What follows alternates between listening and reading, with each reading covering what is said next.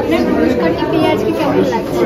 ভীষণ ভালো লাগছে। আমি সত্যি হয়তো বলতে পারবো না এক্স্যাক্টলি আমার কেমন লাগছে, বাট আমি ভীষণ খুশি। হয়তো তোমরা আমার ফেস দেখে বুঝতে পারছো যে আমি হাসিটা জাস্ট মানে কমাতেই পারছি না। And this is very very heartwarming for me.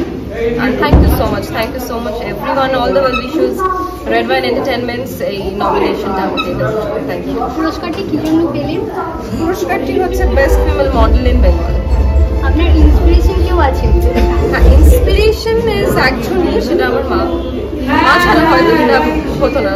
আমার ফ্যামিলি আমাকে ভীষণভাবে সাপোর্ট করেছে। যে ডেডিকেশনটা হয়তো আমার ছিল না কোনো দিন, সেই বাকি ডেডিকেশনটা আমি আমার ফ্যামিলির তরফ থেকে পেয়েছি। অ্যান্ড ইট ইজ কমপ্লিটলি 1000% এটা this goes to my family and family. Modeling প্রফেশনটা অনেক পাল্টেছে, আপনি কি বলতে চান?